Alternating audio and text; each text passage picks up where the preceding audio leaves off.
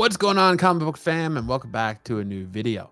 I want to start this video by saying I hope everyone had an amazing Memorial Day weekend. And as the weekend's coming to an end, that means that we're staring down the barrel of another Monday. But there is a silver lining, and that silver lining is that we are just a few short days from the best day of the week, in my opinion. And of course, I'm talking about New Comic Book Wednesday. So I figured what better way to cap off an amazing Memorial Day weekend than to come together and take a look at all the best and worst covers of the books hitting shelves at your local LCS this Wednesday, May 28th, 2025. And as always on this show, the format stays the same. We're going to talk DC, Marvel, Independence, and a few honorable mentions. And I can't wait to do that with you because we have a loaded roster this week with some powerhouse books. Not a whole lot of terrible books, but we do have some very big powerhouse covers. With that being said, let's go ahead and get right into this as we talk DC Comics. And kicking us off for the best cover of the week, we have Batman 160 in this beautiful Ben Oliver variant. This cover masterfully uses layered composition and contrasting character focus to create intrigue. The looming textured threat of Hush dominates the background, while a more brightly lit and dynamic Batman and Catwoman in the foreground suggest an immediate conflict or alliance, drawing the eye and hinting at a complex narrative. It's a fantastic piece that really tells a story before you even open the book. But on the flip side, in our needs improvement category, we have a variant for Batman 160, this time from legendary artist David Nakayama. Unfortunately, this cover suffers from visual clutter and a lack of clear focal point. The similar dark tones of Batman and Hush combined with the swirling cape and the awkward positioning of both figures creates a muddy image that doesn't immediately convey a compelling narrative or highlight a central conflict. Sometimes less is definitely more, and as I usually say, you're not going to hit a home run at every at bat. Sometimes you're going to strike out. In my opinion, that's exactly what this is from David Nakayama, is a strikeout, because look at my man Hush there with those pearly veneers like he just walked out of the dentist office. And when you really look at him, it looks like they're photoshopped in. It doesn't even look like they're drawn. It looks like they took a Photoshop of someone else's teeth, slapped them on that cover, and called it a day.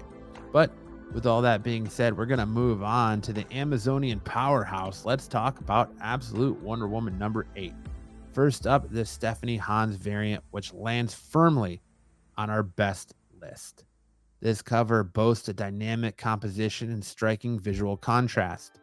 Wonder Woman's powerful pose, wielding a massive sword on top of a fantastical creature with vibrant wing details against a striking background, immediately commands attention and suggests a grand action-packed narrative.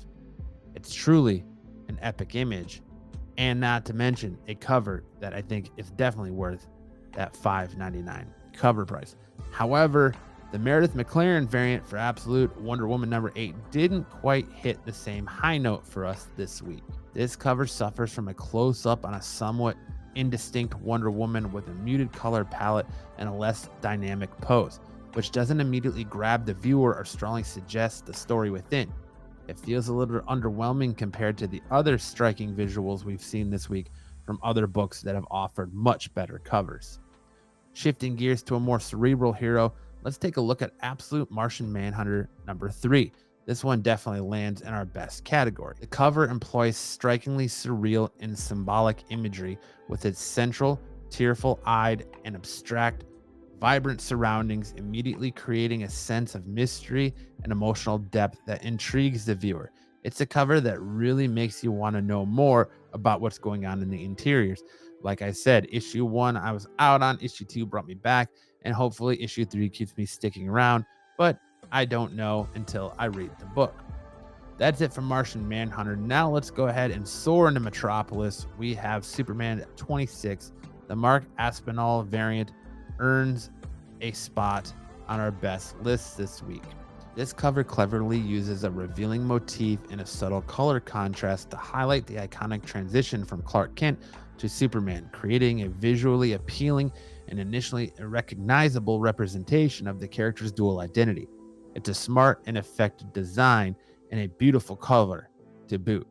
Unfortunately, the Gilliam Murch variant for Superman 26 didn't quite land as smoothly for me. this cover suffers from awkward and visually confusing anatomy and posing, making the characters appear somewhat distorted and failing to convey a clear sense of action or relationship. It's a bit of a visual stumble. With that being said, let's take a look at a book that brings together some of DC's finest. Let's look at Justice League #7, and more specifically, this Yarkray variant is a highlight this week.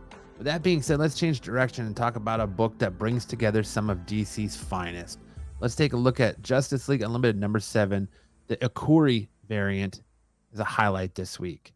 This cover effectively uses dynamic foreshortening and character interaction to create a sense of immediate action and teamwork among the iconic trio, the Holy Trinity, drawing the viewer into their heroic moment. It's energetic and engaging. However, with that being said, the Phil Hester variant for Justice League Unlimited #7 felt a little less than dynamic. The cover's flat, stylized art and somewhat static character poses lack of depth and dynamicism, making it less visually engaging and failing to convey a sense of action or narrative strongly. But from one Archer cover, we move on to another Emerald Archer cover. Up next, we have Green Arrow 24 and this Leslie Larynx Lee variant, which we're adding to our best list.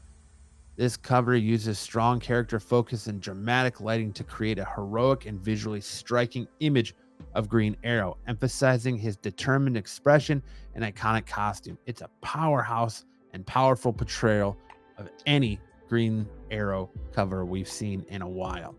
Now for a character known for his speed, let's look at the Flash 21 and the Elizabeth Torque variant. This one did not quite hit hyperspeed for us this week. This cover's busy composition and somewhat cartoonish style diminished the sense of speed and impact usually associated with the Flash, making the overall image feel less dynamic and urgent. Moving on back to the green spectrum with Green Lantern 23 and the Mark Spears cardstock cover, which is definitely a best of the week. The cover's intense use of the color and the close-up perspective powerfully focused on Green Lantern's determined expression and iconic symbol and immediately convey his heroic presence and energy. It's visually impactful. Moving on for something a little different, let's look at Metamorpho, the Element Man #6. This cover earns a spot in our best category this week. The cover effectively uses visual partitioning and elemental contrast to immediately communicate Metamorpho's unique power, with the fiery and the rocky halves creating a dynamic and intriguing image. It's a clever and visually informative design. Next up, bringing a bit of the odd couple to the stands, we have Peacemaker presents the Vigilante and Eagle double feature #3, another best for its sheer ingenuity. This covers humorous juxtaposition of the gritty vigilante with the majestic sunglass wearing Eagle creates an immediate and memorable visual hook, suggesting a unique and entertaining tone for the comic. It's just plain fun, people. If you don't like fun, I don't know what you're doing in comics. But that's it for DC. Now moving into Marvel. And with Marvel, we're going to go ahead and hit the grounded streets of New York, where we have Ultimate Spider-Man 17 and this 1/100 Ivan Telvera Virgin variant. This variant is also a trade dress. What I love about the cover is its grounded everyday depiction of Mary Jane in a realistic urban setting. This offers a relatable and humanizing perspective, contrasting with the often fantastical nature of a superhero comic and hinting at a potentially character-driven story. It's a nice change of pace from Marvel Comics and this Ultimate Spider-Man title.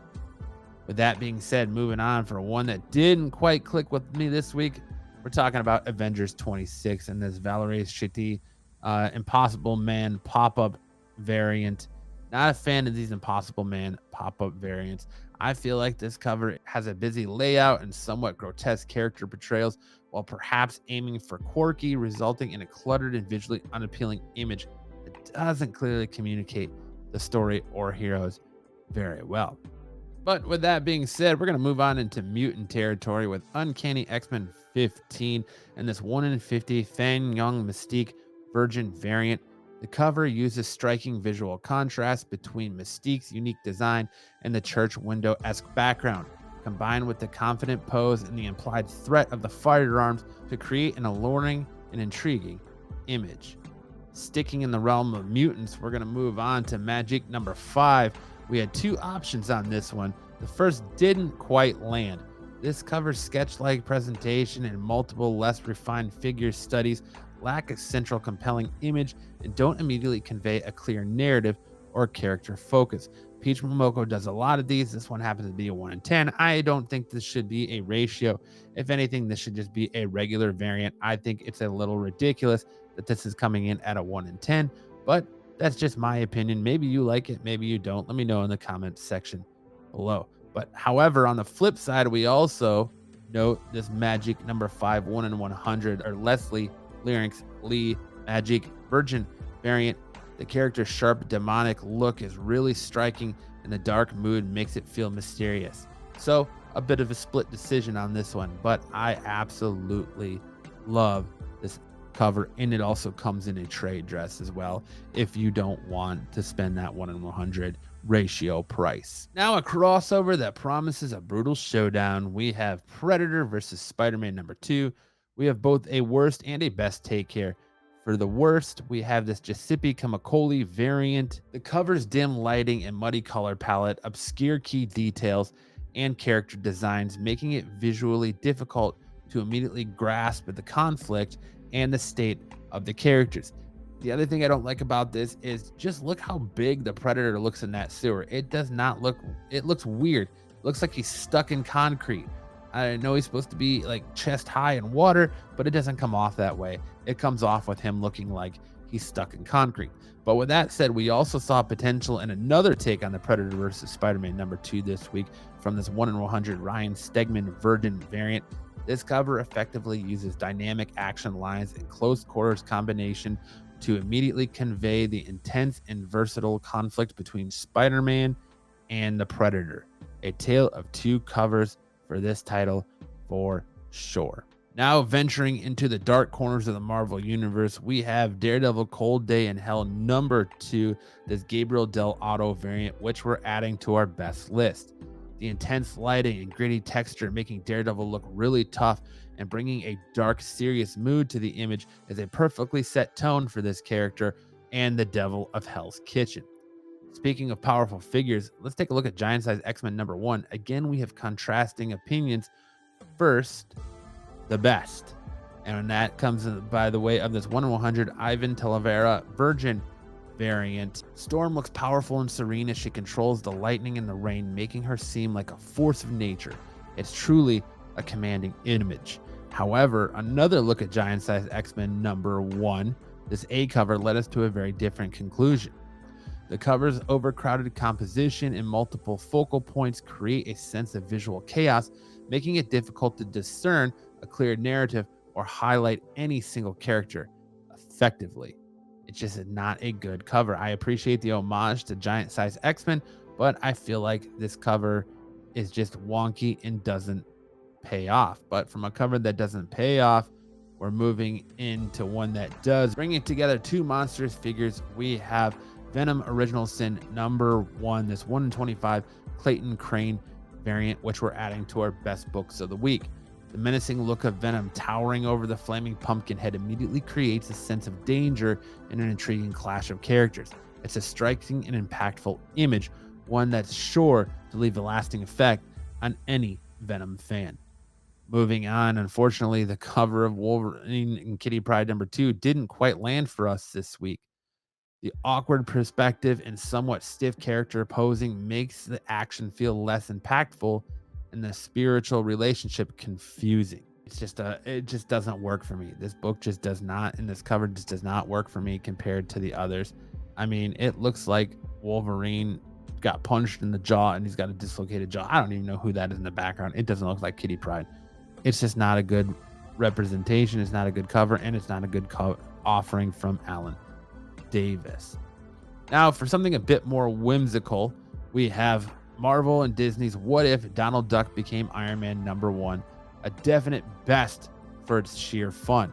The humorous and imaginative concept combined with the dramatic pose of Donald Duck as Iron Man and the comical predicament of the Bugle Boys creates an immediate, engaging, and lighthearted image from Mark Brooks. I'm going to tell you, all these covers are bangers. This one just stood out to me more because of its sure just depth and overall beauty, but all the covers from some powerhouse artists on this What If Donald Duck book have been absolutely amazing. That's it for our Marvel books. Now we're going to move into our independents, and kicking us off, we have a book that was supposed to come out last week, but then I guess was pushed. We have this 1 in 15 Mark Spears Black Virgin variant from Gargoyles #1, Demona. Some people took issue with her wing. I can kind of see it, but it is still a beautiful use of black and all the bright colors by Mark Spears. It's a beautiful cover and one that I still stand to pick up at my LCS on Wednesday. Now, from that beautiful Mark Spears cover, we have I guess you could say, drifting into a more abstract. We have Void Rivals 19, this Patricia Martin Samagino variant. I'm sorry if I butchered that. And this book kind of lands on that needs improvement category. The cover's flat, simplistic design and somewhat unsettling central figure lacks depth and dynamicism, potentially failing to immediately engage a viewer looking for a more visually complex or clear sense of the narrative of this book. But back to more action-oriented fare with G.I. Joe #7 and this 1 in 100 Derek Chew foil variant. This cover effectively uses a strong central character focus and a hint of dynamic background to immediately draw an eye to Lady J's determined expression and suggest an action-oriented story. This G.I. Joe book has been very good, and I can't wait to pick up #7 and continue on the fun and scream, "Yo, Joe." Up next, we dive into the conspiritual. We have Department of Truth #30, cover B, 1 in 10 Ryan Quackenbush variant. The cover uses a collage-like aesthetic and an unsettling imagery. The prominent alien face, redacted text, and fragmented panels are used to immediately establish a tone of mystery, conspiracy, and the questioning of reality. This book achieves all of those very effectively. Up next, we have this beautiful Ivan Rice Hyde Street A cover. This is a great book. I love the use of the whites and the blacks on this and the red to prominently pop out certain objects in the image. It is very well done and a book that should be on anybody's pull list. And finally, tapping into classic horror, we have Universal Monsters, The Mummy #3, a solid best of the week. The looming mummy and the woman's fearful expression create a classic horror vibe and immediately suggest a story of suspense, danger, and a great visual hook. From that book, we move on to another Monsters book. We have Mark Spears Monsters #5. I couldn't pick a best and worst because I feel like all these covers are absolute bangers, so I figured I would just show them off. We have this beautiful cover A. We have a Mark Spears haircut variant for a cover B, a Mark Spears Amazing Spider-Man 313 homage variants for C, a Mark Spears New Mutants 98 homage variant D, which I hear is polybagged and comes potentially with a trading card. We also have a Mark Spears Girls with a Dragon Tattoo E cover, a Mark Spears hollow flip foil variant of the Girl with the Dragon Tattoo F cover, a Mark Spears metal variant for the G cover, and a 1 in 25 Mark Spears H variant. Now, if you had to twist my arm, I would probably have to say my least favorite variant is that H cover, the 1 in 25, but I still like it. I think all these are bangers, and I could not effectively just pick one good and one bad. And that's going to move us into our honorable mentions category. Much like I started talking about earlier, our honorable mentions, we're going to start with another Dan Panozin variant on Martian Manhunter #3. Even though the main character looks a little John Constantine-ish, and I love the lava lamp feel on this cover. It doesn't quite match in comparison to the stylistic contrast of the cover we picked in our best and worst sections for DC. So this one did make it into an honorable mention. And just as a fun cover, we have this Scotty Young variant on What If Donald Duck Became Iron Man. I love the way that he did the clouds to make it look like he's flying, the plasma blaster, all that looks fantastic. It's just a fun cover that you've come to know and love from the likes of Scotty Young. Now, with that being said, that's it. That completes our best and worst covers for the week of May 28th, 2025. Let me know in the comment section below what you're picking up, what you're not picking up. If you disagree with any of my selection, let me know if you like the new format where instead of showing you every single cover, I just run through my best and worst. And if you like the deeper dive into what I think about them, or if you just kind of like my off the cuff initial first impression take more, I'd love to hear from you so I know how to do these videos to better tailor you guys in the future. If you want more from the channel, stick around and watch any of the other best and worst covers of the week from previous weeks. Watch my pickup videos. If you're into pro wrestling, make sure to watch Off the Mat live right here every Thursday night. Make sure to watch any of the other fantastic content that we put on this channel throughout the week. And if you like what we do here, make sure to hit that like button, hit that subscribe button, turn that notification bell on so you know whenever we drop more beautiful comic book and pro wrestling content. And on that note, we will see you on Wednesday or Thursday for this week's pickup video. And beyond that, we will see you next week around the spinner rack. In the shadows we got